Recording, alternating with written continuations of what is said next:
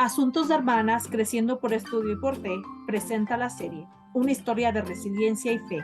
Capítulo 2, Adolescencia y años en el Benemérito. Pues estamos aquí para otro episodio de esta serie que tenemos. Estábamos retomando la época en la que él se bautiza en la ciudad de Oaxaca, a la edad de 13 años, y empieza a asistir a la rama que había en esa época. Entonces, Lilita, específicamente, ¿qué preguntas querrías hacer a partir de este momento? No, entonces, entre que te bautizas y te vas al Benemérito, ¿cuántos años pasaron? 3 años. 3 años, o sea, te Sí. vas al Benemérito a los 16. Ok. A los 16, sí. Yo me bauticé a los 13 años, como ya dijeron. Yo estaba en segundo de secundaria. Era un tiempo difícil en la casa económicamente. Yo ya estaba en la casa porque ya había dejado el internado Ignacio Mejía. Seguíamos viviendo en la vecindad en un cuarto de 4x4. Ya no estaba mi hermano Virgilio, éramos 6 hijos y mi mamá, que vivíamos ahí. Era difícil, todo el piso en la noche era cama, desde la entrada del cuarto. Yo hacía labores en la tarde, después de la escuela. Generalmente me iba yo a trabajar en una carpintería, ayudaba a un carpintero, y yo iba al molino para llevar la molienda de lo que era el chocolate en una cubeta donde llevaba yo el cacao, la canela, la almendra, que ya había previamente tostado y preparado mi mamá. Ya llevaba yo el azúcar por separado, y después de hacer la molida se mezclaba y traía yo el chocolate ya mezclado, y mi madre más o menos a las 12, 11 de la noche se ponía a darle forma al chocolate y hacía figuras. Yo hacía todos los mandados, casi era el que hacía las cosas del mercado, iba por las tortillas. Estoy hablando un poquito antes de bautizarme, ¿no? Entonces era un problema porque no había recursos. Yo empecé en el internado, yo había jugado un poco de béisbol y había hecho un poquito de atletismo, pero en la secundaria ya nadie jugaba béisbol ni hacían atletismo. Entonces empecé a iniciarme en el fútbol y en el básquetbol un poquito, y era difícil porque no podía tener para tenis o para unos zapatos de fútbol, no podía tener para los uniformes, para pagar el arbitraje. Era complicado. A veces en la casa había un peso nada más por la mañana, y mi madre pobre se veía en un dilema de qué hacer con el peso que había. Es cierto que las cosas eran muy baratas, ¿no? Betsabel, pues, estudiaba en una secundaria lejos de la casa, entonces le daban ahí el peso, se gastaba 30 centavos en el autobús de ida y vuelta, y le quedaban 70 centavos para la torta y el refresco. Cuando había más, pues me tocaba parte a mí también, pero cuando no había, pues yo me iba con barriga de farol, ¿no? A la escuela, porque mi escuela estaba como a 8 cuadras, 10 cuadras, iba caminando. Entonces era un poco complicado porque no había dinero para libros, para cuadernos, para plumas y para otros materiales. Difícilmente convivías con tus compañeros por 2 razones. Ahora que soy adulto, cuando nos reunimos como compañeros de la escuela, platican cómo X grupitos se reunían en la casa de fulano, cómo participaban de los alimentos, cómo libros, las bibliotecas, porque la mayoría iba mucho, un grupo fuerte que me tocó a mí en mi generación, eran hijos de funcionarios, de ingenieros, de arquitectos, de abogados, gente más o menos de buen nivel económico aquí en la ciudad de Oaxaca. Y ellos no hablan cómo se reunían para estudiar en la casa de alguno de ellos, y tenían todo. Había bibliotecas, había libros.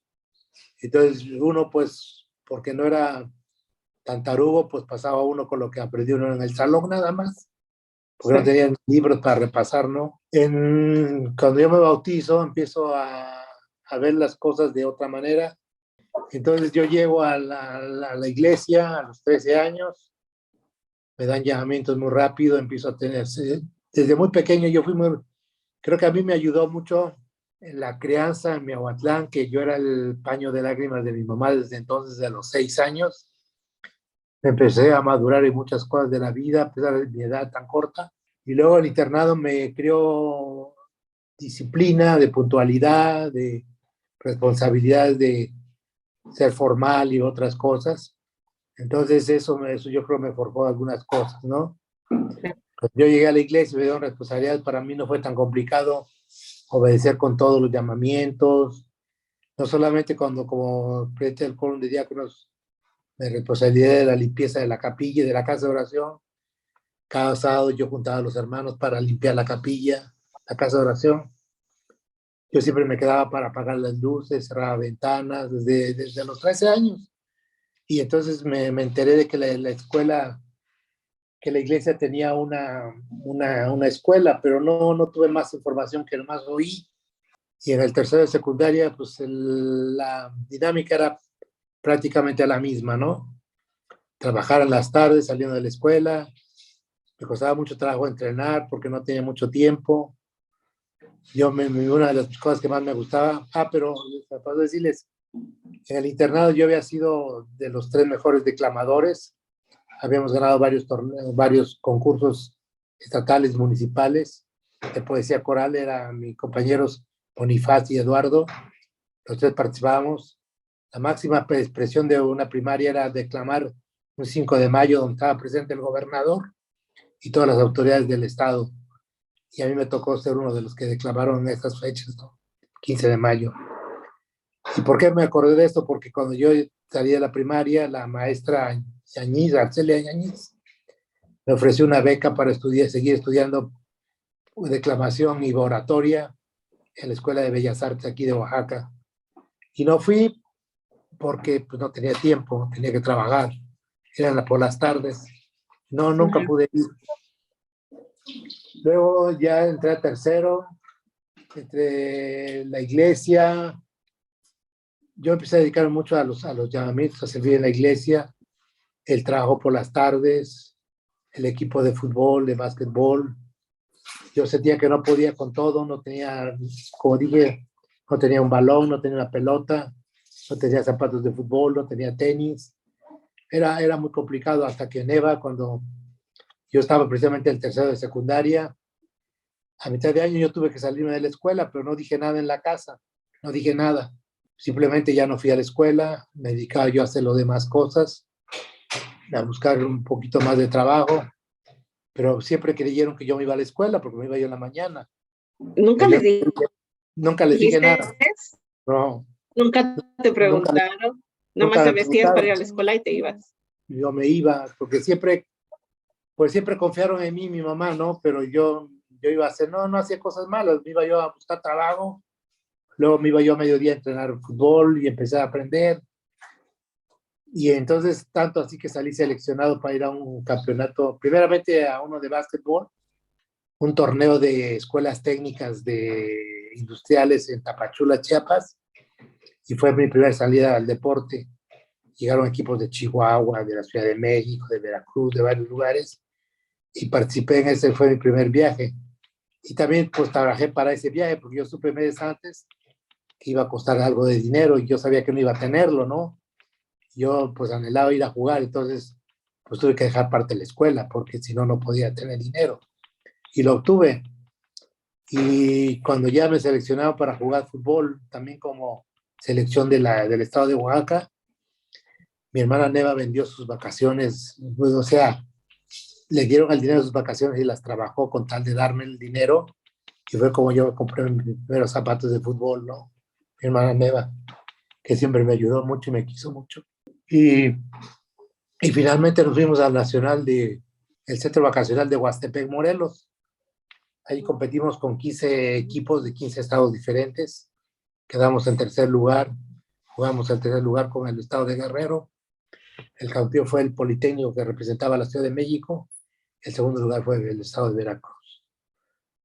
Y de allí salí y seguí trabajando parte de ese año y el siguiente. Y entonces ya me informé más acerca del Benemérito. Y entonces junté mi dinero.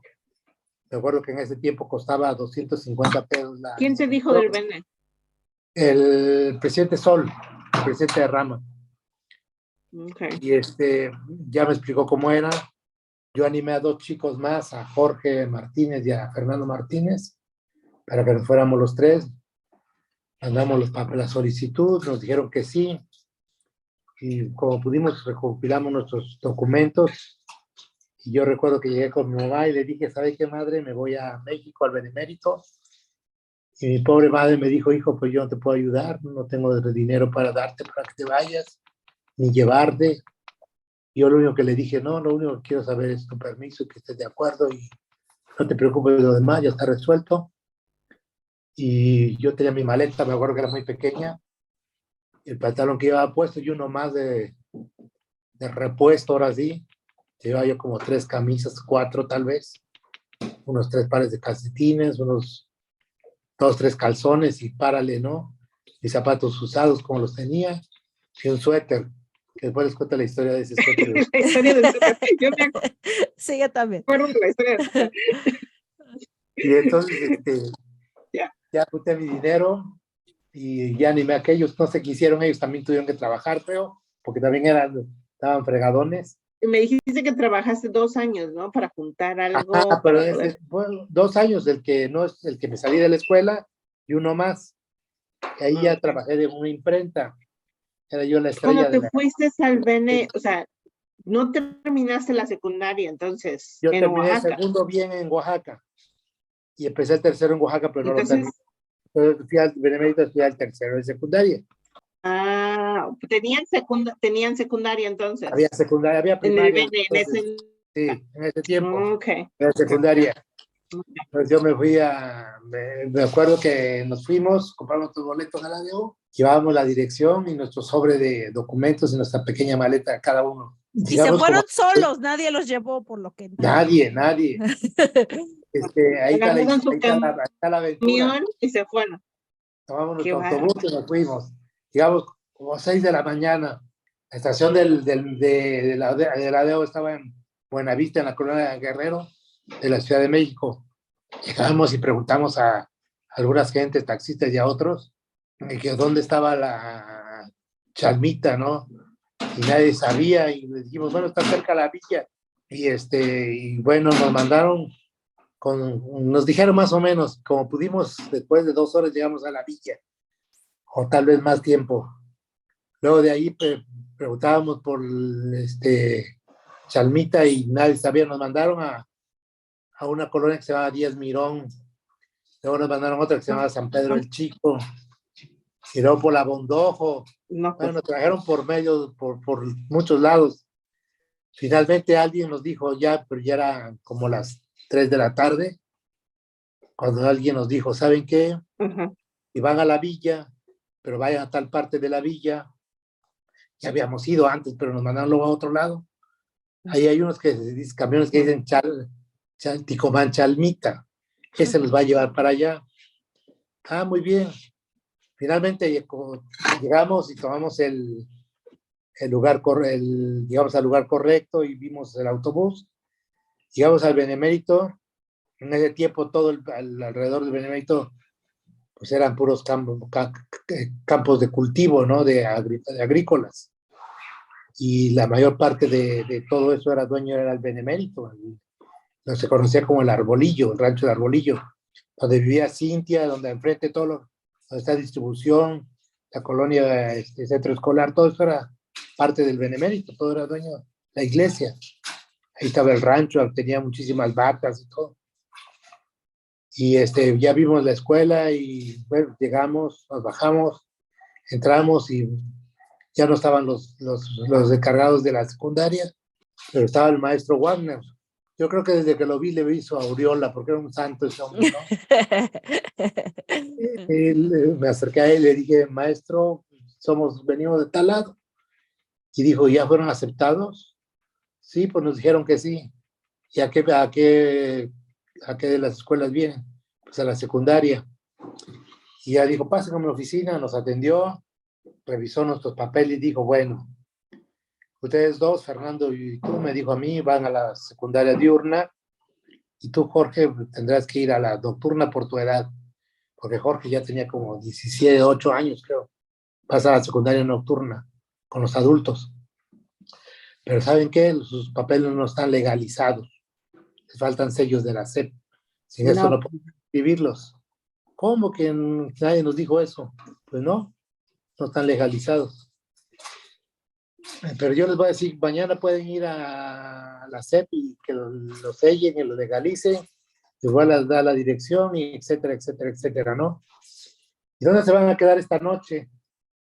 Pues dijimos, estamos preocupados porque pues, no tenemos ni familia, ni conocidos, ni nada.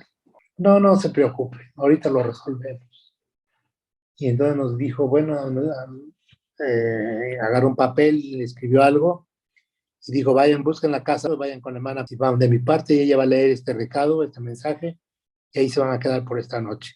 Está bien, fuimos con la hermana, pues no, todavía no estaban de clases, ¿no? Eran unos días tantos previos a las clases. Y la hermana tenía visitas, era una mujer muy sociable. Y me dijo, espérense, ahorita los atiendo. Ahí estuvimos en la sala un buen rato, pues no habíamos comido más que una torta todo el día, ¿no? Y y siempre yo era el que preguntaba, porque Fernando y Jorge ni Pío decían, no hacían lo que yo decía, ¿no? Y pero para sorpresa de nosotros, en esa casa ya estaba hospedado Josué Palma, que había sido misionero aquí en Oaxaca, y Porfirio Flores, también había sido de Chihuahua, había sido misionero aquí en Oaxaca. ¿Y en qué año estaban ellos? Ellos estaban estudiando uno la prepa y el otro la normal. Mm. Josué la normal y Porfirio la prepa. Y entonces ellos estaban en un cuarto y el Benemérito tenía 4 recámaras para los alumnos y una para los supervisores. Entonces ellos estaban en una recámara y nos quedamos ahí con ellos, ¿no? Ya como a las 9 de la noche, tal vez, la hermana dijo, vengas a cenar algo, ya que había acabado toda su pachanga, ¿no? Con sus cuates. Ya nos dio de cenar algo y ya dijimos, bueno, ¿dónde nos vamos a quedar? Nos dijo, este va a ser el cuarto donde se van a dormir hoy. Y nos dijo, bueno, nosotros dijimos, vamos a acostarnos, ya a descansar, ¿no? Digo, no, no, no, no, no, pero no se pueden acostar, tienen que lavar los trastes. Me puso a lavar los trastes de todos sus invitados, ¿no? Eran una de trastes, cantidad de platos, ollas, cazuelas, Y esa es tu platos. primera noche ahí. Primero nos dijimos, bueno, nos agarró de sus sirvientes, ¿no? Todos sus parentelas les vamos a limpiar. Aquí la loza y todo. Bueno, pues lo hicimos. Y yo les dije en la mañana a estos dos, les dije, ¿saben qué? ¿Quieren lavar trastes otra vez? Nos esperamos a que nos den desayunar. Y si no quieren, vámonos ya de una vez a la cena. No, vámonos, pues, nos salimos, ¿no? Sí. Nos salimos para que no nos pusieran a hacer toda la limpieza de la casa. Y luego, ahora la bronca es encontrar la cena. Igual preguntando cómo llegamos a la cena. Pues llevamos la dirección, pero no sabíamos dónde. Bueno, después, pero salimos temprano. Y no existía Google Maps. No. Sí, lo bueno que mi GPS estaba integrado en mi cerebro. Entonces, pues salimos temprano, antes de las 7, y a preguntar. Llegamos al centro de la Ciudad de México, a la catedral. Ya que nos ubicamos, ya nos dijeron más o menos dónde estaba la calle donde estaba la oficina de la CEP. Ya la encontramos. Pero yo ya me había aprendido, yo tomaba de referencia edificios, calles, comercios, ciertas cosas que llamaban la atención como referencias para orientarme. Yo decía, no me vuelve a fallar de a dónde agarrar el camión de Chalmita a Tinayuca. Ya sabía que tenía que llegar a la villa y dónde encontrar dónde agarrar el autobús. Ese ya estaba Pero, controlado, ¿no? digo, ahora si Dime. pones un chamaco de 16 años a que se ubique espacialmente, la mayoría no puede ver, como siempre te ubicas, ¿no? En un espacio muy fácilmente. Como que te dan señas ahí atrás del cerro, ahí en la esquina, no sé qué, y llegas. Así es. Y entonces lo de la CEP fue más fácil porque me dijeron, está por la catedral del centro de la Ciudad de México, y ya pues busqué la manera de llegar al centro, ¿no? Y ya encontramos las oficinas, pero ese no fue el reto, tanto encontrarlas. El reto fue que las fechas que eran y la cantidad de gente que iba a lo mismo, ¿no? Pero una cosa tremenda, exagerada. Le dije yo a Fernando y a Jorge, vamos a meter todos nuestros papeles cada uno su sobre en un folder, los 3 en un solo folder. Y era un amontonadero, salió el funcionario y dijo, las autoridades están muy ocupadas, solamente van a atender unos cuantos y los demás tendrán que venir otro día. Pues todo el mundo salió como avalancha sobre el funcionario y él pues estaba agarrando unos cuantos sobres y yo me metí hasta el fondo y pasé mi folder y agarró el mío y unos cuantos más, tal 10, 15 más. Y se metió y dijo, ya hasta aquí se acabó. ahora espérenos a que se puedan firmar y sellar. Ahí estuvimos, no sé, hasta más de mediodía, yo creo. Finalmente ya fueron diciendo los nombres y ya firmamos, habíamos sido los suertudos que nos firmaron y nos sellaron, ¿no? Ya regresamos al Benemérito, ahora sí ya nos escribieron formalmente, pagamos todos los trámites correspondientes, y ya nos asignaron casa a Fernando, a los tres nos mandaron a la misma casa, a la casa 30, con los hermanos Maldonado. O sea, los tres juntos. Los tres juntos, pero en la misma casa, los tres juntos. Ahí ya pues era puro chavo de secundaria, ¿no? No había de prepa, eran puros de secundaria, ahí estábamos. Lo que yo aprendí también me encantaron los jardines, todo verde, bien cortado, muy ordenados los jardines, muy bien pintados los edificios. Todavía no estaba todo el Benemérito como está ahora. Había parte, tal vez el 50% estaba construido. No existía la clínica, no existía el gimnasio, no existía la biblioteca, no existía algunos salones, edificios de salones, no estaban todas las casas, no estaba mantenimiento, no estaba el comedor, no estaba la prepa. No, pues, ¿qué estaba? La pregunta es más, ¿no?, bien, ¿qué estaba?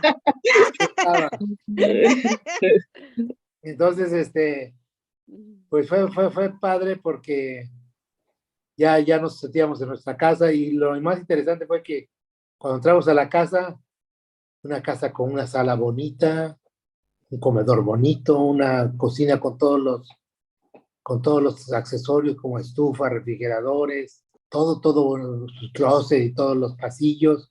Entramos a nuestro cuarto, vivíamos cuatro. ¿Tenías tu propia cama?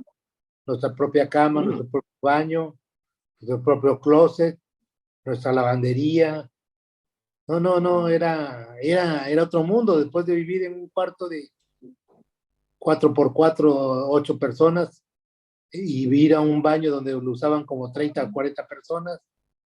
Era increíble tener lo tuyo, lo propio. Decía, esto es un paraíso, ¿no? Esto es el Edén. Esto está fuera de mi alcance, ¿no? Entonces fue algo impresionante que me impactó mucho, ¿no? Desde que llegamos. Y luego la disciplina, pues los hermanos te hacían que hicieras tu oración en los alimentos, tu oración para dormir, para levantarte. Tenías un devocional por las mañanas. Luego te mandaron que te inscribieras al instituto o al seminario. Ahí por eso digo que yo tuve muchos seminarios de los 16 años, ¿no? Nos asignaron al barrio 4. El primer obispo fue Juan Manuel Cedeño, tan buen obispo que al siguiente año me llamó el presidente de los hombres jóvenes del barrio, y yo tenía jóvenes de 20 y tantos años en mi barrio, muchos habían sido misioneros, pero yo era el líder de todos ellos, porque en ese tiempo no había que los huskies, esos rollos, ¿no? Todos entraban a las mutuales con los jóvenes. Fue muy interesante ese año. Cuando llegamos, todavía tuvimos como 3, 4 días sin clases, porque no empezaban, eran inscripciones, y se ponían las cáscaras de fútbol, de básquetbol en las canchas, en los jardines muy buenas. Ya había una tradición de amigos que se conocían y hacían sus equipos, y no, era muy cerrado, no entraban nuevos, los cuates nada más hacían todos los juegos, ¿no? Y el fútbol, sí, había un nivel muy bueno de fútbol, todos echaban cáscaras de 8 contra 8 y cosas así, de fútbol, y pedimos chance y nos mandaron por un tubo, ¿no? Nos dijeron que no, pero yo me quedé viéndolos. Finalmente hubo uno de los equipos que dijo un chavo, yo me voy porque ya no sé qué cosa tenía que hacer. Yo le dije, déme chance en su lugar, pero ¿has jugado? Sí, he jugado, pero quién sabe cómo juegues, pero finalmente no había otro. Y dije, bueno, métete. Y empecé a jugar bien, ¿no? Pues yo venía de un campeonato nacional, apenas había jugado el campeonato nacional ahí en Huastepec, y jugué bien, y al día siguiente, a la misma hora de las cáscaras, pues ya me escogieron, ya no me preguntaban si quería, ¿no? Yo no me paré y me dije, ay, tu chavo, vente con nosotros. Ya me volví parte de ese grupo. Luego también me inscribí, me dijeron que tenía que buscar trabajo para sostenerme. Entonces fui a buscar y me mandaron a jardinería. Mi jefe fue el hermano Pablo Maldonado, fue mi jefe. Interesante. Ese fue mi primer trabajo en BYU Idaho también, en jardinería. Sí, bueno, pagamos un día antes, habíamos pagado una inscripción de 250 y el primer mes, ¿no? Teníamos que trabajar porque en ese tiempo había una cosa favorable para nosotros, que los trabajos que hacías en casa se te pagaban. Si tú lavabas los trastes, tenías 2 horas de sueldo, el comedor, la cocina, la sala, los jardines. Te asignaba, todos teníamos una asignación y se nos pagaba 1 hora y media o 2 horas o a veces hasta 3 horas, ¿no? Pero siempre los flojos nunca han faltado en ningún lugar, en todos los lugares. Había quienes no querían hacerlo, le decían, no, no quiero, lo hago yo. Sálale pues, sale. Y ya te ganabas una lanita extra, ¿no? Extra. Sí. Y más 2 horas o 3 que te daban trabajo fuera de la casa, pues sí sacabas por lo menos, si pagabas 250 mensuales, sacabas por lo menos 300 o 350 pesos, ¿no? Con los extras. Sí. Entonces yo desde un principio de esos extras me sirvieron para comprar zapatos, para comprar otro pantalón, yo siempre fui desde Miahuatlán, cuando llegaban los cines ambulantes en mi pueblo, yo nunca faltaba a ver una película. Yo vi todas las películas del mundo que pude ver de niño, ¿no? Y luego al pueblo y se pusieron un sitio, Sí. estaban las películas famosas de la época de los romanos, de Ursus, de Hércules, de la caída del Imperio de Roma, todas esas, ¿no? Sí. Dalila y Sansón y no sé cuál. Todas las vi. Entonces yo era muy aficionado y empecé a salir al cine los sábados. Entonces, ¿los dejaban salir todos los fines de semana? O sea, ¿solo el sábado o cuándo eran sus horarios? Sábado nada más, domingo no te dejaban, por ser el día de reposo, ¿no? Entonces yo salía al cine, los cines cercanos. El primer lugar que fui fue a Chapultepec, porque todo el mundo hablaba de Chapultepec, ¿no? Me fui a Chapultepec, pero ya había agarrado la onda que llegando a la villa, yo llegaba al Benemérito, ¿no? Ya me aventuraba yo a ir por donde quiera y después de ahí buscaba un camión que llevara a la villa y pues básicamente era lo que hacíamos. Con mi primera semana de clases me acuerdo que en mi grupo estaba el hijo del maestro Wagner, Wilford, que después nos hicimos muy buenos amigos, ¿no?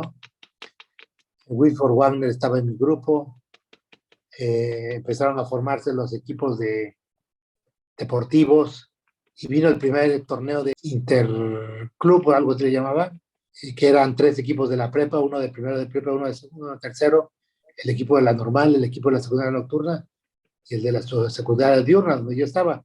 Hay varios equipos. Uno de la normal, uno de la secundaria nocturna y uno de la diurna.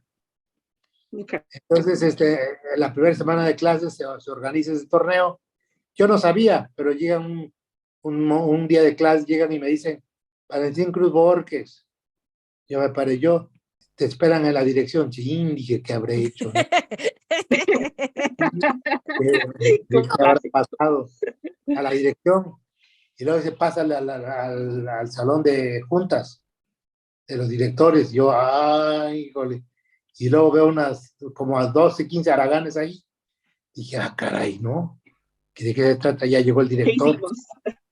Llega el director de la secundaria, el maestro Aguilar y Virgilio Aguilar, pero llega acompañado de Adolfo Ábalos, que ustedes conocen, papá de Estela, sí. Y llega el maestro Venus, que era el maestro de física y de mecánica. Llegan los 3 y dice, bueno, pues vamos a armar el equipo de fútbol y aquí el maestro Ábalos y el maestro Venus los van a reforzar, pues ellos tendrían unos 28 años, máximo 30 de edad, ¿no? Eran jóvenes. Ellos habían sido jugadores de fuerzas básicas de equipos profesionales. Digo, ellos 2 les van a reforzar y vamos a escoger al resto, y aquí los que están aquí son los que van a formar el equipo. Y me dijeron, tú, Valentín Cruz Borges, sabemos que juegas muy bien y vas a ser parte del equipo. Vamos a entrenar tal día. Y luego me quedé de titular, yo fui uno de los titulares de los 11, ¿no? Los 2 maestros y 9 más, y los que eran y otros de banca, ¿no? Y jugamos el torneo y ganamos, todos le ganamos a los 3 equipos de prepa, a los de la normal, pero perdimos con la secundaria nocturna, que era el más chava, y no fuimos campeones por eso. Pero un equipo, jugamos padrísimo, todos nos querían, porque todos teníamos desventaja porque éramos pequeños de edad. En la nocturna, pues era pura gente mayor de 20 años. Sí. En la normal, la mayoría de mayores de 25 años. Ya viejos, porque en ese tiempo, pues muchos llegaban a terminar la secundaria viejos, ¿no? Y luego los de la prepa, pues el promedio de edad eran de 18, 20 años. Nosotros éramos promedio de 14 a 16 años, cuando mucho, ¿no? Estaban- Para los más viejos. Pero entonces, ¿cómo les ganaron? Pero nosotros éramos mejores jugadores, pero ellos eran pues, más recios por la edad, ¿no? Sí. Por la Sí. experiencia que Más tenían, grandotes también, ¿no? Más con más cuerpo. más fuerza, más todo. Pero jugábamos muy bien, ¿no? Llávalos y Maestro Venus eran muy buenos. Ellos movían el equipo, ¿no? Jugando. Y ahí ya te vuelves famoso, porque en el Benemérito los famosos son los deportistas, como en todos lados, ¿no? Los populares. Ya todos te decían, Borges, pasabas los chavalillos, ¿no? Qué vale, ¿no? Te sentías importante. Ya me quedé, ya de ahí pasé de la selección de la secundaria, ya me llamó el entrenador de la selección del Benemérito, para representar al Benemérito. Todos los años jugué con la selección del Benemérito, Wow. todos los Eso años. es interesante. Entonces, lo que yo escucho es que sí salías los sábados generalmente al cine, que jugabas fútbol en la selección. ¿Ya no regresaste a Oaxaca todos los años que estuviste en el Benemérito? Bueno, ya no regresé desde esos 4 años, los pasé continuos en el Benemérito, y no venía, las únicas veces que yo venía 2 veces al año, en Navidad, pero por esas las vacaciones que yo me tomaba de diciembre, las 2 semanas. Sí. Generalmente, todas las vacaciones del verano, que eran 2 meses, nunca vine a casa más que unos 2 días. ¿Y cuál es la ¿Y razón qué por la que hacías en el verano? Trabajando. porque en el verano te daban trabajo por salario mínimo, o sea, ganabas más. Si normalmente durante clases ganabas 250 pesos, en el verano te ganabas por lo menos 1,200 al mes. Entonces era una la nota, ¿no? Con ese dinero pagabas lo que debías, si es que quedabas debiendo algo del año cursado anterior, y tenías para tus vacas, para tus inscripciones del siguiente año, o adelantabas unas colegiaturas. Yo me compraba ropa, pero como yo era muy vago con el cine, yo gastaba mucho en cine porque cada semana salía al cine. Yo conocí como el 90%, el 95% de cines del Distrito Federal, no importa dónde estuvieran, a 20 kilómetros yo lo buscaba y lo encontraba. ¿Y Tuviera 10 kilómetros. cuándo se viene mi tío Eliud para el Bene? Cuando yo estoy en segundo de prepa, tu tío viene a primero de prepa. Mm, Yo estuve 2 años solo y después ya llegó tu tío, ¿no? okay. ¿Y Sí. te comunicabas con tu mamá en esos días? O sea, yo obviamente sabemos que era complicado, no es la tecnología que hay ahora, Pues pero 1 o 2 cartas por semestre, cuando mucho, ¿no? Y antes del verano, cuando terminamos, antes de entrar al siguiente curso escolar, yo venía 2 días o 3 días a ver a mi mamá nada más, y ya me regresaba. Y las vacaciones de Semana Santa no venía porque me quedaba, generalmente te quedabas a prepararte para los exámenes de fin de año, ¿no? Porque pues con esto del fútbol y esto, y todas las demás actividades culturales que tenías, el coro, o el piano, o el ballet, todo lo que andabas, y otras cosas que hacía uno al teatro, a veces no le ponías toda la atención a la escuela, ¿no? Y si no te quedabas a estudiar los 15 días, pues a lo mejor no pasabas, ¿no? Te pones a repasar todo lo del semestre para más o menos pasar bien. Por eso venía 2 veces nada Pero, más. pero suena como que todo lo que no te pudiste hacer, muchas de las cosas que no pudiste hacer en tu infancia, las hiciste en el Bene, ¿no? Que muchas oportunidades de aprender cosas, ¿no? De no sé, de participar en otras actividades musicales, de teatrales, que a lo mejor no tuviste tanto chance de hacer cuando estuviste trabajando en Oaxaca y haciendo eso, como que aunque tenías responsabilidades, como que tuviste más tiempo de ser un joven, ¿no? Durante ese tiempo. Sí, logré muchas cosas. Lo que les quería platicar del suéter, ahorita me acordé del suéter famoso. Después del primer año que llegué al Benemérito, pues hacía mucho frío en la Ciudad de México, y un suéter, porque la verdad es que no era suficiente, pero no alcanzaba el dinero para tener una chamarra. Cuando se ensució el suéter, que yo dije, yo creo que hay que lavarlo, ya apesta, lo metí a la lavadora y no sabíamos usar las lavadoras. Lo meto a la lavadora y a mí se me ocurre sacarlo así como estaba y lo puse en el tendedero. Hay un amigo que es de Vallehermoso, Tamaulipas, Juan López, que hizo lo mismo que yo lo lavo, pero él lo pasó al rodillo. Lo secó primero un poco, lo exprimió. Lo exprimió. Cuando Ya. regresamos en la tarde para recoger nuestro suéter, el mío, las mangas eran como si fuera camisa de manga corta, ¿no? Y en vez de suéter en la cintura parecía ombliguera, o sea, todos los trigos de fuera. ¿Y qué hacía yo? Estábamos en pleno invierno, para que no se dieran cuenta cómo estaba mi suéter, lo que hacía yo era ponerme abajo de la camisa el suéter, me cubría los pulmones, pero la espalda baja, no, siempre la tenía yo toda fría. Pero el suéter de Juan quedó más pequeño todavía, que le quedó al hijo de la hermana, que tenía como 4 años de edad.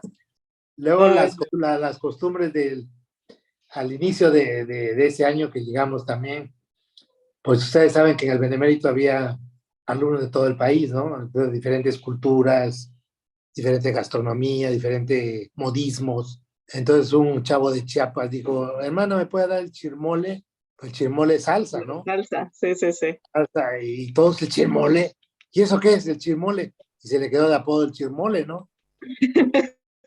Otro del Los norte apodos. decía, quiero un virote. Un virote, pues los del sur Los decíamos bolillos. bolillo, ¿no? Sí, O un tortido, cosas así. sí. Y se quedaron algunos apodos. En una ocasión yo estaba solo con la hermana, Maldonado, y acababa de hacer frijoles de la olla, acaban de hervir, olía rico. Dije, hermana, ¿me puede guardar un poquito de frijoles parados? Y me dice, ¿qué cosa? Yo dije, ya la regué todito, no me dio nadie, ¿no? Porque así decían en mi pueblo, a los de olla, frijoles parados. Sí, Le sí. digo, no, esos frijolitos que tiene usted en la olla. Ah, bueno, yo te entendí otra cosa. No, me entendió mal. Dije, no, me hubieran puesto el parado de acuerdo. Ay, Ah, yo lo que entiendo es que conviviste con muchísimas personas de diferentes lugares, de diferentes estilos culturales, incluso quizá estratos Estratos sociales, sociales, ¿no? sí. ¿Y qué fue lo más difícil de eso y qué fue lo más divertido o lo mejor de eso? Pero lo más difícil al principio fue la cuestión de económica, ¿no? De no traer ropa, no traer zapatos, casi. Pero eso fue tal vez de lo más complicado. Lo que yo ganaba alcanzaba apenas para pagar al principio porque pues ese mismo dinero yo tenía que comprarme algunos libros extra, aunque el Benemérito tenía una biblioteca amplia, pero cuadernos, plumas, algunos otros materiales. Había bastantes necesidades que cubrir, aunque yo siempre hice mis extras, ¿no? Una de las cosas trabajando en jardinería que me da mucha satisfacción es, yo no sé si ustedes han ido cuando el Benemérito está floreando las jacarandas, Sí. que se pone morado precioso, ¿no? Yo me atrevo a decir que el 70% de las jacarandas las sembré yo con el hermano Maldonado, ese año que estábamos en jardinería. Esa fue una de las cosas. La otra de mi trabajo en el Benemérito que me trajo satisfacciones fue que el hermano Maldonado me encargó a mí que yo fuera el responsable de la jardinería de la casa del maestro Juan, de la casa cero. Yo era el único que entraba ahí a esa casa, al jardín, a podar los setos, las plantas, regar, todo. Entonces, desde un principio también yo me gané la confianza de los hermanos y fue muy interesante. Yo tuve una experiencia ese año también, porque también trabajé un tiempo haciendo aseo y yo tenía mi edificio que yo limpiaba era el instituto, el edificio que está a un lado de la capilla, si lo conoces. Sí, yo sé. Y pues ahí mi jefe era el hermano Adrián Mera, el director del instituto era Víctor Cerda y su hermano Moisés Cerda, su director. Yo normal limpiaba baños, pasillos, éramos 2 chavos, una chica, Elda Jaimes de Vallehermoso, Tamaulipas. Y, ¿cómo te acuerdas de esos detalles? y trabajamos muy bien. Y esto es casi al final del año cuando pasó esto. Tuve una experiencia increíble y tanto negativa que se volvió positiva, ¿no? Y tal vez la humillación más grande que yo he recibido en mi vida la tuve en ese tiempo. Y también una de las situaciones mayores, ¿no? Yo, por X razones, no había podido cubrir la colegiatura y debía yo 2 meses. Y yo estaba preocupado porque, pues, después de cierto tiempo no te deja. hacer exámenes, ¿no? Porque no habías pagado. Y yo estaba preocupadísimo porque no tenía para cubrir la colegiatura. Porque había comprado ropa, pues yo necesitaba ropa, ya no tenía yo, y lo usé y no pagué la colegiatura. Entonces fui a la caja, a las finanzas, y hablé con el hermano X y le dije, fíjate, interesante, este hombre había llegado al Benemérito como chofer, pobre fregado como yo, pero ya casado, adulto, ¿no? No tenía educación, tanto que se puso a estudiar a la escuela secundaria nocturna. Pero después de terminar la secundaria, empezó a tomar algunos cursillos de contabilidad y lo pasaron ya a la caja, a la parte financiera. Era muy difícil de carácter. Cuando yo fui y le dije, hermano fulano, dice que no he tenido dinero para pagar y yo tengo 2 meses atrás y quisiera ver qué puedo hacer. Me dijo, todavía vienes aquí para que te mantengan, para que te vienes como porción diosero y no te des a pagar, eres un malagradecido, muerto de hambre. Hijo, me dijo de todo. Y yo entre mí quedé, dije, pero si tú llegaste igual que yo, pero no, pues no dije nada por respeto y me aguanté y salí chillando, nada más me acuerdo que salí llorando. Y cuando yo iba saliendo del edificio llorando, entra el redentor del Benemérito, ¿no? Maestro Wagner. Y me ve y me dice, él me decía Valentine, Valentine, ¿por qué le... Y yo le dije, nada, maestro, no, usted tiene un problema. Le dije, bueno, es que acabo de tener una experiencia, fui a ver por qué debo 2 meses y esto, y me dijeron que no, y me trataron de esta manera. Se molestó mucho. Y me dijo, venga conmigo. Y agarró al hermano y le dijo, Valentine puede atrasar de 3, 5, 6 meses más y nadie le va a decir que no puede hacer sus exámenes. Yo respondo por él. Así que no me lo molesten. Y yo, gracias, ¿no? Entonces fue interesante. Esa fue la experiencia amarga y dulce a la vez. Pero pasaron unos poquitos meses, no sé, 1, 2, 3, no sé. Yo hacía vuelvo al aseo del instituto y yo estaba barriendo, trapeando, cuando veo un bultito, me agacho a recogerlo. Yo, eran 500 pesos, lo que yo debía de colegiatura. Y luego me lo guardé en la bolsa, ¿no? Y ya la hice, ¿no? Y me seguí trapeando y seguí limpiando. Y empezó a trabajar mi conciencia. No es tuyo, devuélvelo. No, pero debes, paga. No, pero no es tuyo, tal si otro muchacho seguramente lo perdió y está igual que tú. Bueno, durante las 3 horas que trabajaba estuve luchando conmigo mismo. Finalmente ganó la parte buena. Y toqué la puerta del hermano Víctor Cerda, que era el director del instituto. Y el hermano le dije, hermano Víctor, me acabo de encontrar esto allí en el pasillo, por favor usted, yo sé que usted va a buscar la manera de que regrese a su dueño correcto, no es mío esto, venga, y se lo dejé en la mesa. Y ya me salí, seguí trabajando. Las hermanas de todas las supervisoras de las 50 casas y otras suplentes tenían su clase de instituto con el hermano Víctor Cerda como 2 horas después que yo terminé de trabajar ese día. Entonces, les platicó todo lo que había sucedido conmigo y cuando llego la hermana Maldonado se sentía así feliz, orgullosa, ¿no? Y tenía el tipo bueno de la película, ¿no? Y no, y lo propio de ejemplo y todas las hermanas. Con decirles que el siguiente año me peleaban las hermanas porque me fuera yo a sus casas, ¿no? Y hasta la fecha hablé con una de sus hijas, Gerlos Maldonado, le dije, oye, ¿cómo está tu mami? Porque vive la hermana. Bien, le digo, bueno, ojalá se acuerde de mí. Me dice, me contestó, me dijo, Valentín, si hay de un alumno que mi madre se acuerda a pesar de sus 90 años de edad, es de ti. Siempre me dice, salúdame, Vale, por favor. Qué muchacho tan bueno. Y siempre te echa porras, dice, siempre nos dice, Valentín, no sé qué. Bueno, esa fue la otra experiencia, pero eso me abrió las puertas porque además el hermano Víctor Cerda me dijo, Valentín, ya no quieres que andes trapeando baños y todo esto. Tú te vas a encargar de mi oficina y de la del subdirector, nada más. Y a mí no me importa en qué tiempo lo hagas, si en media hora, te vas. Si lo haces en 3 horas, pues te vas, ¿no? Me pagaban 3 horas. Entonces yo me apuraba, las dejaba muy limpias, muy bien arregladas, y en una hora ya terminé yo a las 2, y eso me dio oportunidad para tener tiempo para ir a entrenar, porque yo no entrenaba fútbol porque era la hora de trabajo, y eso me abrió las puertas para poder entrenar, ¿no? Entonces, después él me invitó a dar unas clases de seminario a los niños de la primaria, y cuando yo estaba en la misión, me voy a ir un poquito adelante, cuando yo estaba en la misión en Ciudad Juárez, me lo encuentro y me dice, qué gusto verte aquí en la misión. Y le dije, sí, hermano Víctor, aquí estamos. ¿Y en qué tiempo terminas? Pues me faltan como 6, 7 meses para terminar. Creo que me faltaba algo así. Me dijo, cuando ya llegues a regresar a Oaxaca, me llamas. Cuando yo regresé a Oaxaca, no le llamé. Entonces se me olvidó. Pero José Palma, que era el coordinador, de seminarios, le avisó y le dijo, Valentín ya está aquí en Oaxaca. La siguiente visita de José Palma me trajo un contrato para que yo fuera coordinador de seminarios, empleado de la iglesia, sistema educativo.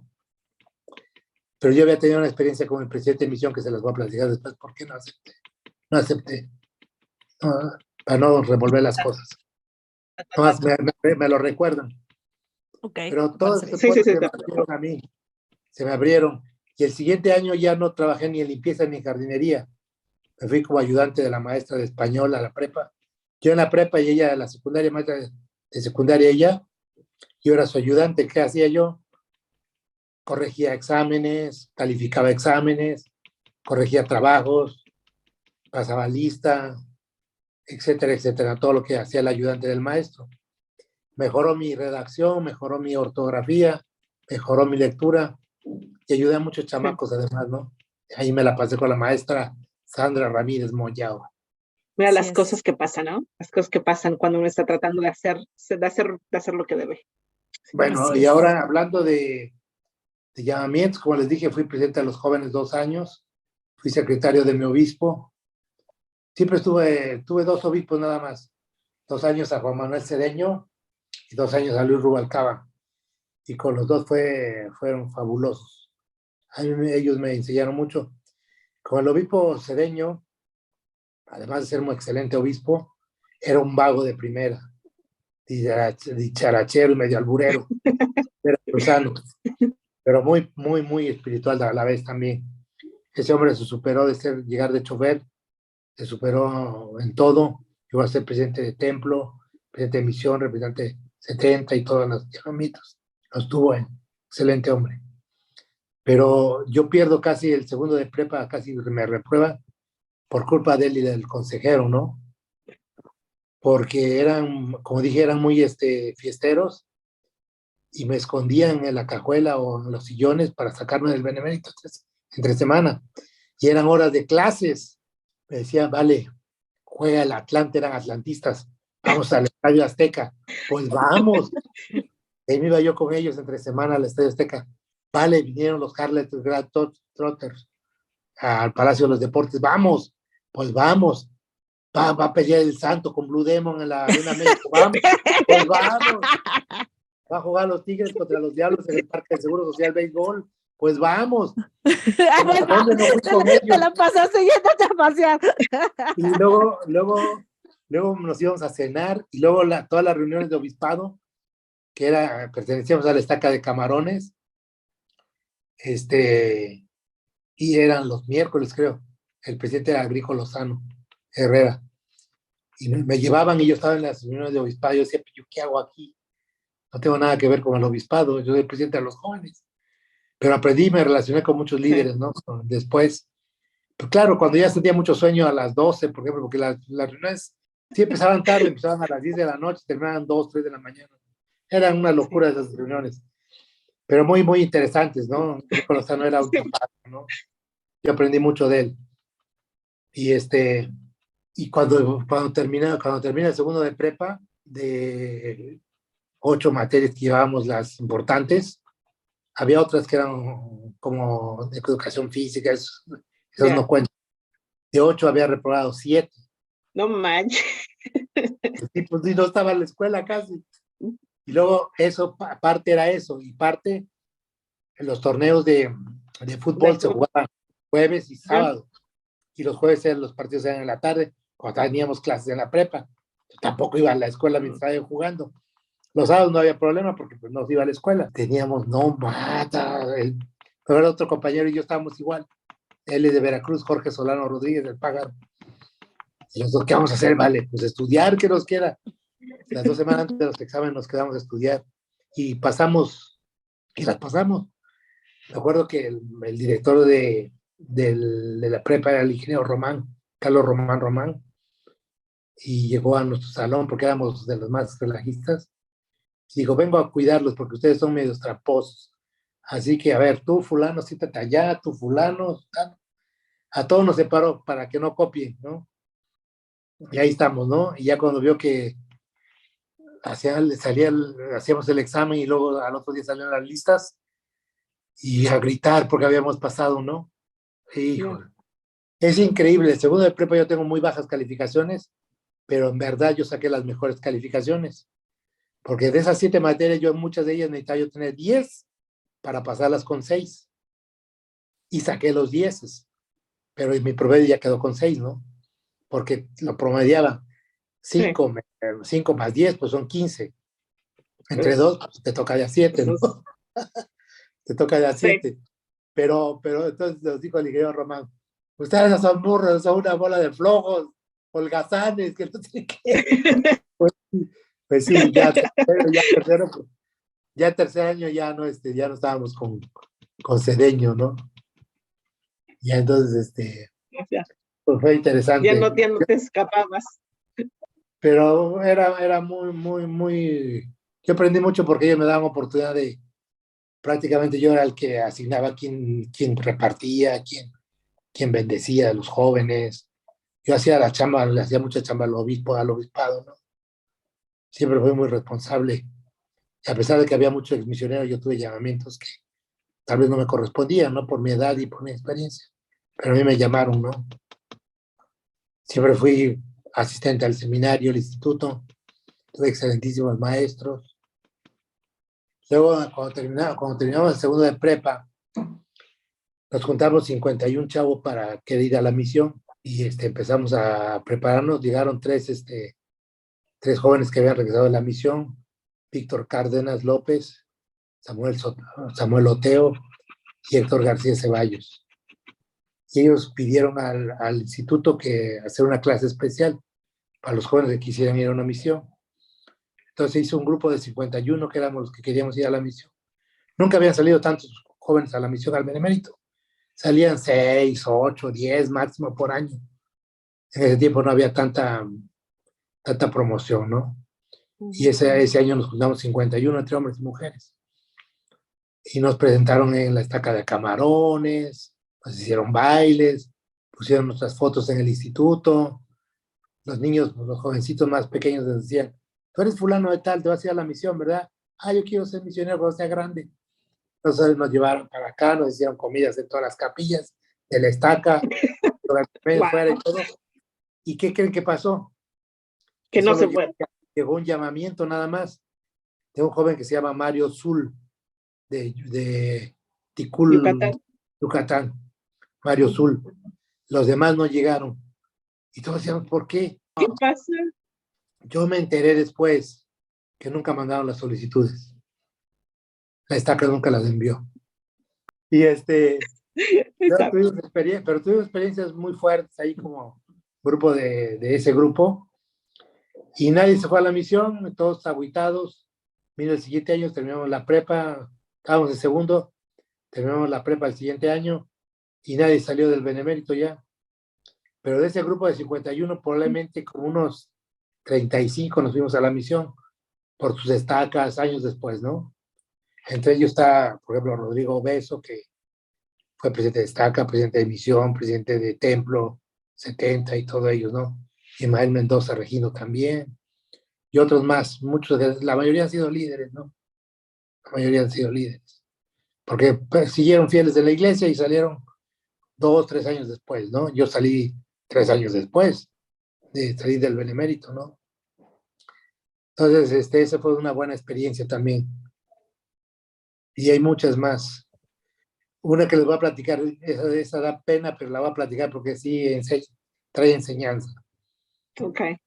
El primer año que yo estuve en la secundaria, les digo que yo era amigo de Wilford Wagner, el hijo del maestro Wagner, el Sí. director. Entonces, cuando hacíamos tarea en las tardes, lo hacíamos en la casa de él. Entonces íbamos a la casa, otro amigo que se llama Armando Hernández, que le decíamos el ganso, el gansito. Nosotros nos portábamos a hacer la tarea y todo, y la hermana Wagner nos llevaba sándwiches y otras cosas, siempre nos atendía muy bien la hermana, ¿no? Cuando era cumpleaños de Wilford, nos invitaban a los dos a comer ahí con ellos. Okay. Entonces yo siempre me relacioné con los de arriba, nunca fui medio elitista, ¿no? ¿Qué va a decir tú? No, Siempre elitista, siempre pues haciendo conexiones. había conexiones con ellos, ¿no? Y entonces, pero yo había estado en un internado donde eran militares los que nos cuidaban, y de mentadas no nos bajaban, pues era pura grosería todo el día, ¿no? Todos los que estudiamos ahí, casi la mayoría creo que hablábamos igual. Entonces ese primer año, en una ocasión estaba yo hablando con otro, pero nos estábamos gritando, hey, tú fulano de tal por cual, y diciéndonos de groseriotas así, ¿no? Y yo no me di cuenta que atrás de mí estaba el maestro Wagner, ¿no?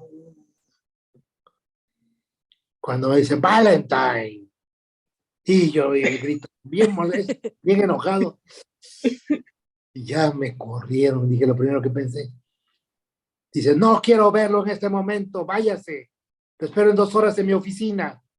Y yo, híjole, yo que soy su cuate, tu hijo, ay, híjole, bueno. Sí, me fui a la casa, recogí todas mis cosas, las metí en mi maletita. Tu maleta. Me despedí Yo de estaba mis preparado cuates, para lo peor. me despedí de mis cuates, y dije, no, ya chupé faros, ¿no? Ya me corren de aquí, por pelado, ¿no? Mal hablado. Ya llegué a la oficina, todo así con la cola entre las patas. Maestro, ya estoy aquí, pásele, vale, pero con una sonrisa, pásele, vale. Ya pasé y tenía un canastito ahí en su escritorio con nueces, chocolates, cacahuates, dulces, todo, ¿no? Dice, ¿no quiere comer algo? Tome algo. No, maestro, tómelo, no, siéntese tranquilo, tómelo. Y yo veía su mirada y decía, no, me va a correr, no me va a correr. Y ni le quería yo ver, creo, a los ojos, ¿no? Y y me dice, a ver, vale, platíqueme un poco de usted. ¿De dónde es? No, pues tal. ¿Y cuándo conoció la iglesia? Tal. ¿Y cómo la conoció? ¿Y sus padres son miembros? No. Y esto y lo otro, y me voy sacando toda la sopa, ¿no? ¿Y dónde estudió su primaria? En un colegio, en un internado militar. ¿Militar? A ver, platíqueme un poco de eso. Ya le cómo lo trataba. Ya se dio una idea de qué había sido de mi vida. Sí. Me queda viendo, me dice, ¿sabe qué? Quiero que aprendas 2 cosas este día. Una, nunca tome decisiones importantes o haga juicios cuando está lleno de ira, porque tal vez se equivoque. Yo estaba muy molesto, y si en ese momento hubiera tomado una decisión, tal vez no hubiera tomado la correcta con usted. Entonces, no se le olvide eso. Cuando esté lleno de ira, no tome decisiones importantes, porque se puede arrepentir. Número 2, yo confío en usted que va a cambiar su lenguaje. Vaya y mejore su lenguaje. Tiene toda mi confianza. No, después de eso, cuando ya las iba yo a soltar, hey, tú tal, ay, me acordaba de Wagner, y le bajaba yo, ¿no? Le bajaba yo un poquito ya la grosería, hasta que se me quitó. Fíjate, ¿No? padre, que ahorita que cuentas esta experiencia, aparte de que me hace llorar y me hace, tú siempre has hablado muy altamente de Wagner, o sea, nos has contado siempre que hablabas de él, lo hablabas con mucho sentimiento y con mucho cariño. Fue uno de tus grandes mentores, a mi manera de pensar. Y, Totalmente. y ahora que describes esta historia, yo la había escuchado, pero ahora que he aprendido yo tanto de cosas que yo aprendo ahora, puedo ver la sabiduría de este hombre. O sea, claro, no puedes tomar una decisión al calor del enojo, al calor de esas cosas. Y por otro lado, me encanta la humanidad y la capacidad que tuvo de reconocer. Esta persona habla así porque hay una historia detrás de su lenguaje. O sea, no es como quiere hablar así nada más por gusto, es algo que viene detrás y darse el tiempo de explicar, darse el tiempo de escuchar, des el tiempo de preguntar y de entender de dónde venías, quién eras y cómo. Y a la fecha a mí me sorprende porque la verdad es que yo nunca te escuché decir groserías mientras crecimos Ni contigo. una palabra. Nunca. ¿Sí? No. Y no me puedo imaginar qué hubiera pasado si no hubieras tenido este mentor. A lo mejor hubieras seguido hablando así y hubiéramos crecido con ese lenguaje en la casa. O sea, quiero pensar que obviamente hubieras cambiado la misión, lo que sea, pero creo que este fue un parteaguas para tu lenguaje en tu vida.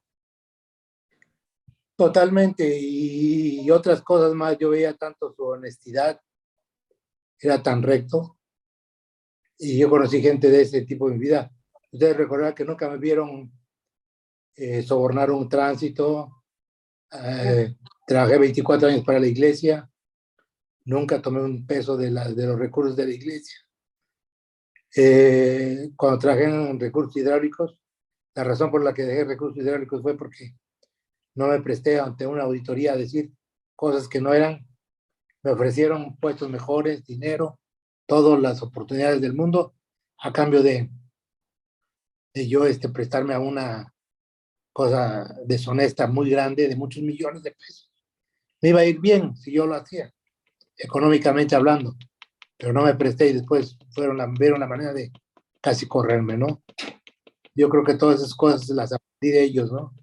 Pero yo, una de las personas que más influyeron en mi vida definitivamente es Alberto Kenyon Wagner, definitivamente, ¿no? Era el hombre más humano que yo he conocido. Yo no recuerdo a alguien que le tuviera resentimiento al maestro Wagner, aún a los que llegó a expulsar, aún a los que les dijo váyanse a su casa, cuando llegaban al Benemérito por alguna razón, les tenían mucho respeto y mucho amor, ¿no? Porque siempre les hizo ver que si se iban era que tenían que irse por lo que habían hecho, ¿no? No porque eran injustos con ellos. Sí, un hombre, hay uno que se llama Vida Limón, un muchacho que era de allí de San Lucas Patoni, ahí al lado, un día pasando ahí por Benemérito le dijo, hey, ¿no te gustaría estudiar aquí? Pero yo no soy de ustedes, yo no soy de Mormón, no importa, nos gustaría que vinieras a estudiar con nosotros. Y el chavo quiso, llegó a ser presidente de Estaca, llegó a ser esto, y es un doctor en psicología, en Chihuahua vive, aunque es de San Lucas, vive en Chihuahua, es uno de los psicólogos y más renombrados del estado de Chihuahua, ¿no? Le cambió la vida. Él cambió vidas, cantidad de gente. Nunca he oído a alguien que se exprese mal de él, aún los más canijos. Nunca he oído a alguien, porque siempre mostró como un lado humano. Sí, por lo que tú nos cuentas, no solamente era humano, sino era sabio. Era una persona muy sabia, muy capaz sabio. De ver más allá. Tenía una capacidad de ver más allá también a las personas. Por eso no me les gusta cuando yo digo que para mí el Benemérito es antes de Wagner y después de Wagner. Son dos etapas diferentes, ¿no? ¿Cuánto tiempo estuvo Wagner de director? Como 10 años. Él terminó se fue como en el 76, 2 años después que yo salí, 1 o 2 años después. Y él fue fundador del Benemérito. Había grandes hombres en el Benemérito que lo fundaron. También después, pero muy reconocidos los fundadores como Jorge Green, Daniel Taylor, Agrico Lozano, Alberto Wagner, Harold Brown, muy hombres muy importantes. Sí. No, digo, solamente iba a comentar que me encantan las lecciones porque siento que fue un lugar que realmente terminó de forjar quién eras, ¿no? Es como, digo, los años de infancia son fundamentales para lo que una persona va a hacer y todo su apego a sus padres, a su familia y, o sea, fue importante que de alguna forma todo eso pasó en Miahuatlán pero luego ya siendo tan pequeño, te vas a diferentes lugares que de alguna forma te van enseñando ciertas cosas, ¿no? Y aunque el lugar ideal para que muchas cosas se aprendan es el hogar, siento que el Señor estuvo de la mano cuidándote, ¿no? En el camino, porque no podías tener el hogar ni el tipo de familia que tú necesitabas, pero al final vio la forma en que tuvieras los ejemplos, que tuvieras a las personas y las experiencias que te iban a forjar en una persona que ibas a llegar a ser, ¿no? Y me parece increíble, eso es como ver todas las bendiciones y la mano del Señor en tu vida. Totalmente. Y fíjate que hablando de tu tío Eliud, cuando yo llegué al Benemérito y vi la escuela, dije, esto sí es para Eliud. Aquí sí no le... Recuerda que en el internado yo le pedí que fuera. Esta vez dije, también mi hermano debe venir. Pero yo me había costado mucho trabajo reunir mi dinero, entonces yo tenía que trabajar un año más. No lo animé a ir a terminar la secundaria ya porque no había dinero. Pero yo trabajé un poco para ayudarle para que entrara a primero de prepa.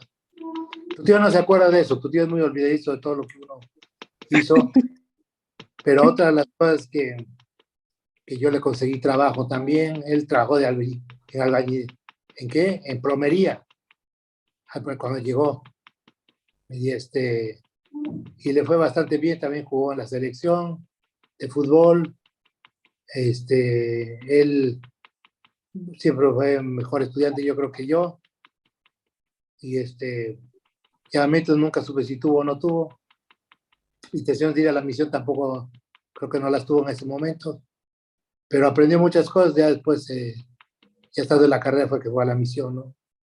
Para él el camino ya fue más fácil porque ya habíamos abierto brecha, ¿no?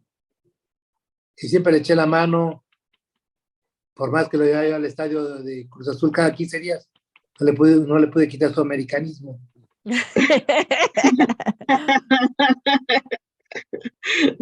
Está bien. Por eso nunca se compró otro suéter, porque se lo gastaba todo en ir al estadio. Había bailes y a ver, no teníamos dinero para ir al baile, los hacían en Camarones, ¿no? Y llevaban los camiones del Benemérito a Camarones. En ese tiempo tenía muchísimos camiones del Benemérito, 14, 15, no sé cuántos. Íbamos a los bailes y una vez no fuimos porque no teníamos dinero o no teníamos buena ropa, no recuerdo una de las dos, o las dos. Y estaba yo con Rodrigo Beso y con Carlos Osorio, dos hermanos que les digo que han destacado en la iglesia mucho como líderes. Y estábamos ahí en los departamentos, ya tarde, platicando, porque ya eran como las 10, 11 de la noche, pues los demás se habían ido al baile, ¿no? Y estábamos platicando y en un momento nos sentíamos aburridos, dijimos, ¿qué podemos hacer? Y le dice Rodrigo a Carlos Osorio, oye, dice, ¿por qué no ¿por qué no ponemos música? ¿Tienes tu grabadora? Y él dijo, no, la dejé en el sótano del comedor. Pues ve por ella. Pues vamos. Era muy miedoso. Vamos. Le dijimos, no, ve tú. Lo animamos y se fue él. Y ya que vimos que iba cruzando el patio de ahí del dormitorio al comedor, mi malévola mente dijo, vamos a asustarlo, Rodrigo. Le digo, ¿cómo? Tráete una sábana de tu cama y yo otro. Te pasa. Y ahí vamos con las sábanas, ¿no? Y luego ya esperamos que entrara a la bodega y corrimos nosotros del patio. Llegamos allí al sótano. Él encendió las luces, buscó su grabadora y empezó a cantar. Y al empezar a cantar nos provocó nos provocó poquito de risa y se nos olvidó que lo íbamos a asustar y movimos unos tambos que estaban ahí cerca y se cayeron las tapas, hicieron mucho ruido, pero se nos olvidó quitarnos las sábanas de encima. Y aquel con los ruidos se asustó, apagó la luz, salió con su grabadora y cuando sale a la entrada del sótano, pues nosotros dos nos levantamos riéndonos, pero nos vio con las sábanas, dijo, ¡ay! ¡Pum! Que se desmayó. Lo agarramos uno de los hombres, otro de los pies, lo sacamos al pasto y le decíamos, oso, despiértate, oso, despiértate. Y no quería, lo cacheteamos, trajimos agua y para despertarlo. Les platico una de las travesuras que hicimos nada más. Todo ese tiempo suena que fue divertido y que Fue había divertido. cosas padres. Yo creo que, o sea, a mí yo no tuve la experiencia del Benemérito, Lili tampoco tuvo esa experiencia. Y Y realmente lo único que creo que me hubiera gustado es esa parte, la parte de la experiencia de la La convivencia. complicidad, la convivencia con otros jóvenes, otras jóvenes. Sin embargo, creo que aunque nosotros no fuimos al Benemérito, siempre tuvimos un cariño especial por el Benemérito. O sea, yo me confieso, soy fan del Benemérito en muchas cosas. Creo que fue un lugar muy importante en México y viví 12 años prácticamente al lado del Benemérito, en la Estaca Sí, Arbolillo. claro. Entonces, tenía yo a veces la oportunidad de ir, mis sobrinos fueron al Benemérito, 3 de mis sobrinos, y entonces a veces íbamos, ¿no? Y teníamos la oportunidad de estar ahí, de disfrutar algún baile ahí, de poder ir al gimnasio a ver algún partido, o sea, tuvimos oportunidades de estar en ese lugar. Pero antes de eso, yo siempre pensaba, soñaba con conocer el Benemérito, más allá de estar o de ser parte de como alumna, sí soñaba con ver el Benemérito, con conocerlo. Y agradezco la oportunidad que tuve de estar ahí, de poderlo hacer, porque creo que para muchas personas en México el Benemérito representó algo muy importante, representó algo muy especial en sus vidas. Fue un parteaguas en muchas de esas vidas, para bien y tal vez para no tan bien en algunas. Creo que, por lo menos en tu generación, creo que fue uno de los lugares más importantes para poder hacer crecer la iglesia en México. Totalmente de acuerdo. Hay muchas experiencias espirituales que tuvimos. La primera conferencia regional que hubo cuando vino el presidente, creo que fue Harold Billy, cuando nos reunimos en el Palacio, el Auditorio Nacional. Auditorio Nacional. Nos llevaron y fue extraordinario también.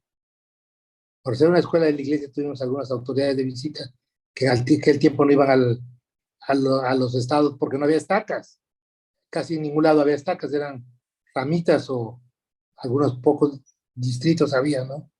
El único lugar donde había estacas eran dos estacas, tres estacas eran en la Ciudad de México, ¿no? Era Churubusco, Aragón y Camarones nada más. Era todo lo que había de estacas. Pero venían las autoridades y iban al Benemérito cuando venían. Sí. Y el Benemérito a ti te dio la oportunidad no solamente de llevar seminario, de llevar instituto, de llevar, de tener este acercamiento con autoridades generales, de ser líder, de aprender de líderes dentro del Benemérito, de ir a estas reuniones que comentabas, ¿no? Con Agricolosano y tener o sea, esta posibilidad que tú también tuviste de conocer líderes, de estar dentro de estos lugares que te permitieron la posibilidad de crecer, de aprender de estos grandes maestros. Así es, totalmente. Sí. Y luego hablando del otro aspecto, el académico era muy alto. El nivel académico de la prepa era muy alto. Eso es Maestros lo que te como... voy a preguntar, que yo creo que de lo que hemos hablado, lo único que nos falta hablar es esa parte, ¿no? Porque siempre nos has hablado de los maestros que tuviste durante ese tiempo y muchos eran catedráticos de universidades, cosas, o sea, maestros que no tenían en otras escuelas a esos niveles. Sí, Maestros háblanos un poquito de esos maestros. ¿Cuáles eran tus?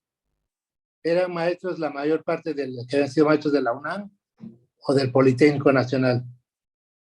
Agrícola Lozano, no sé exactamente cómo hizo la gestión, pero les digo, te ofrezco trabajo bien pagado, cuánto te paga la UNAM, te mejoro, y se los llevaba. Tuvimos, por ejemplo, al maestro Julio Sánchez Cervón, que era el presidente de la Sociedad Astronómica de México, un geógrafo de primer nivel. Tuvimos a un Horst Mattei, un alemán, que para empezar hablaba con 8 idiomas y él nos daba lógica, ética y estética. Era un filósofo, además de que hablaba griego, latín y no sé cuántas cosas, ¿no? Pero tuvimos a no recuerdo el nombre, maestro que nos daba etimologías grecos latinas, también muy bueno. El maestro Nava, que era un psicólogo de primera. Tuvimos un sociólogo que ahorita no recuerdo el nombre, que fue el fundador de la Universidad Metropolitana de la Ciudad de México. Pura gente de ese nivel, ¿no? René Valdés, que había sido egresado de la Sorbona de Francia, nos daba matemáticas y física. Carlos Román, el mejor promedio como estudiante de química en el Politécnico Nacional, que fue director también después de la prepa. O teníamos un Leí Barragán, doctor en filosofía y letras. Teníamos a un Cabrera Borges, que corregía libros en la editorial Porrúa. Entonces con él era muy difícil hablar porque te corregía cualquier letilla que decías, te la corregía 20,000 veces, ¿no? A mí me hubiera reprobado, definitivamente. Cuando te revisaba la ortografía, olvídate, la letra, la ortografía. Y él actuaba sus clases, no te las decía, las actuaba. Por ejemplo, un caso cuando te quería enseñar de los romances, que eran semejantes a los corridos mexicanos, llegaba vestido con sombrero de charro y ponía los corridos con López Tarso, discos y todo te lo actuaba y no, hombre, con él no necesitabas estudiar, con lo que te enseñaba en clase era para sacar 10, a menos que tuvieras una letra fea y mala ortografía. Aunque tu respuesta era el 100% buenas, te ponía 8, si tenías mala letra y mala ortografía. Entonces, y si tenías 8 en el examen, pero tenías buena letra y buena ortografía, pues era 10, ¿no? Él era muy, te educaba. Todo hace poco platicaba con compañeros de mi grupo del Benemérito, y todos recordamos a esos grandes maestros, ¿no? Grandes maestros. Y así, el de historia, la de biología, todos los maestros de primer nivel, ¿no? De primer nivel con maestrías, doctorados de ese tiempo. Imagínate hace 50 años que tuvieran esa preparación, ¿no? Sí, ese nivel de preparación no era muy común en No esa era común, época. no era común en esa época. Nosotros teníamos maestros de muy buen nivel, ¿no?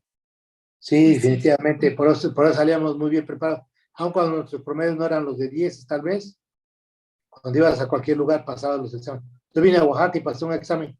Yo que estuve en el área 3, que era de administrativos, y vine a hacer un examen de químico biólogo a la universidad aquí en Oaxaca, y lo pasé, pero fácil.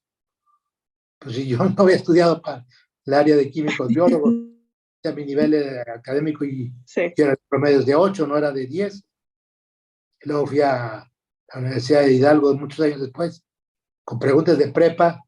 No, hombre, fui de los mejores que contestaron su examen de historia, ¿no?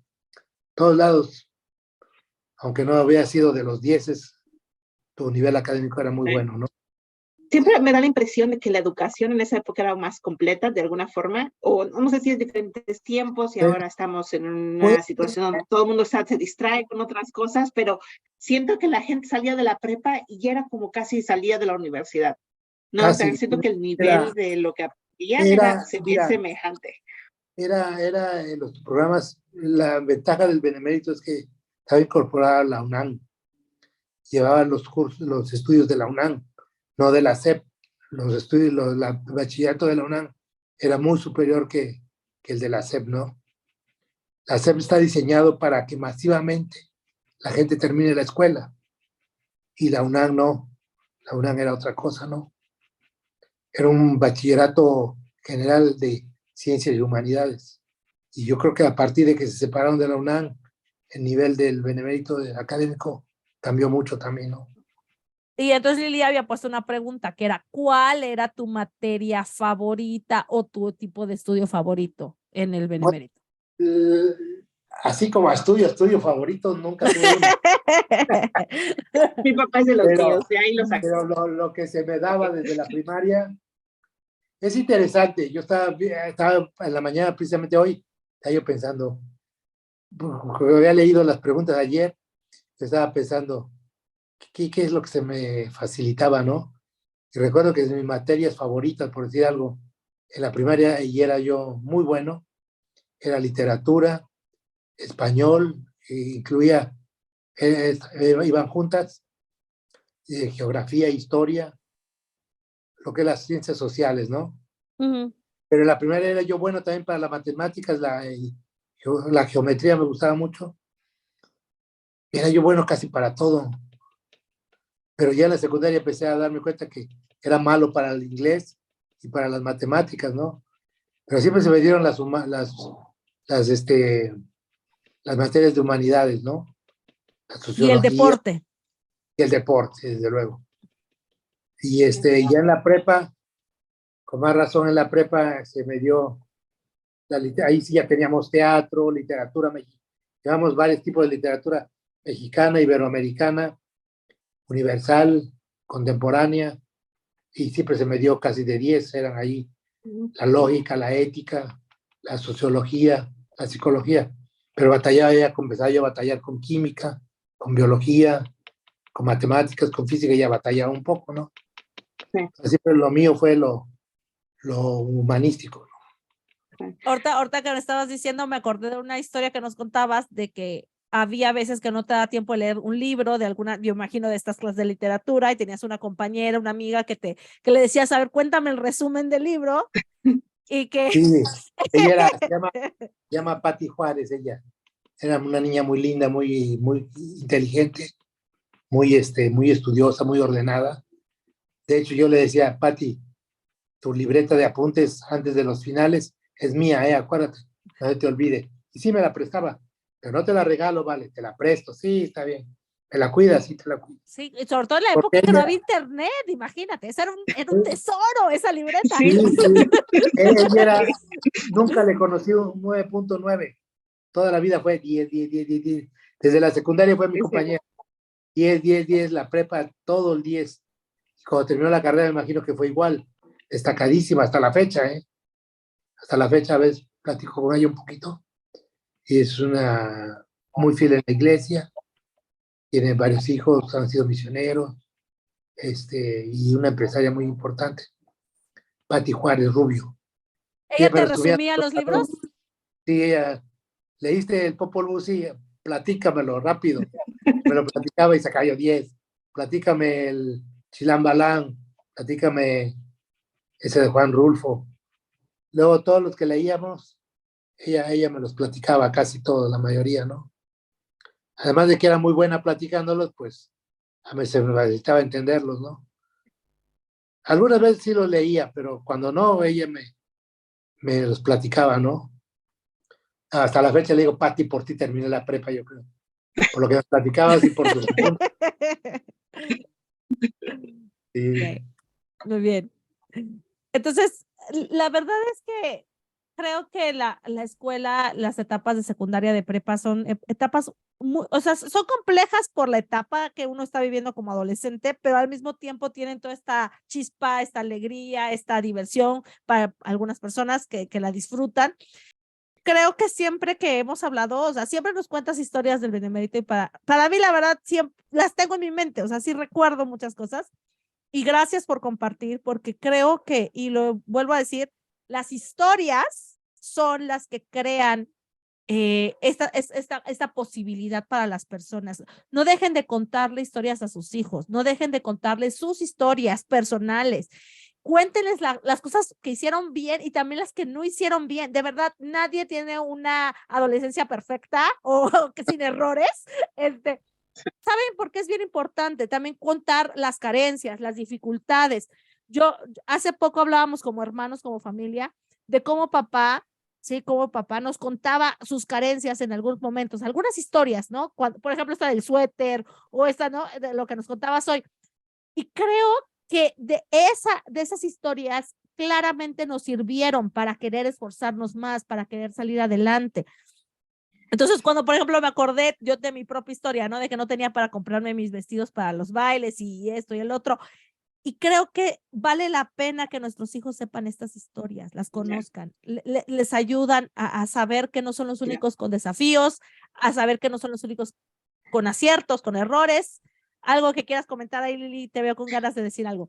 Sí, no digo que a mí, digo que mis experiencias de ese tipo fueron cuando yo estuve en BYU, ¿no? Entonces yo siempre asimilaba y decía, así se sentía mi papá, ¿no? O sea, esto era así, yo tenía que trabajar, tenía que estudiar, tenía a mis cuates en la escuela, pero también tenía a mis amigos con los que yo vivía, enseñaba yo clases de español, o sea, tenía yo que hacer muchas cosas para mantenerme. Mis papás me mandaban dinero, pero si no, yo no trabajaba, no podía pagar todo lo que yo quería hacer, mis colegiaturas, mis libros, o sea, muchas cosas las pagaba yo, ¿no? entonces obtenía becas, hacía muchas cosas, pero siempre decía, o sea, sentía que en mi experiencia sentía este enlace con las experiencias que mi papá tuvo en el Benin, ¿no? Y me ayudaban para seguir adelante. Entonces, muchas veces, esas historias que a veces parece que solo estamos platicando algo que nos pasó y no pensamos que tengan esta enseñanza que viene con ellas. Ese impacto, ¿no? Son un impacto que crean en nuestros hijos cuando estamos compartiendo nuestras historias de felices, tristes, de trabajo, lo que aprendimos de esas historias, lo que aprendimos de esas experiencias, ¿no? Y sobre todo cuando estamos agradecidos porque a pesar de haber tenido experiencias difíciles, hemos aprendido, cambiamos y progresamos y somos otras personas por ellas, ¿no? Y a veces, como mi papá siempre nos decía cuando estábamos chicos, es que tú no tienes que pasar por todas las adversidades o cometer todos los errores para aprender, ¿no? Puedes ver a otras personas, puedes observar a otras gentes y aprender de ellos, ¿no? Entonces, muchas de esas experiencias que yo no tuve que pasar porque las pasó él, y por medio de esas historias, yo aprendí muchas cosas, ¿no? Y aprendí qué hacer y qué no hacer, ¿no? En muchos casos. Sí. Entonces, y hay cosas que uno también las agradezco. Uno tiene que platicar cosas, por ejemplo, en el benemérito, dos cosas que pudieran haberme traumado, pero no lo sucedió. Dije, voy a tratar se estaba formando el ballet. Dije, voy a audicionar, ¿no? Cuando oí la maestra que les decía, mueve las patotas, no sirves para nada, tienes 2 pies izquierdos, estás medio no sé qué. Yo dije, no, me va a decir lo mismo, mejor no es lo mío.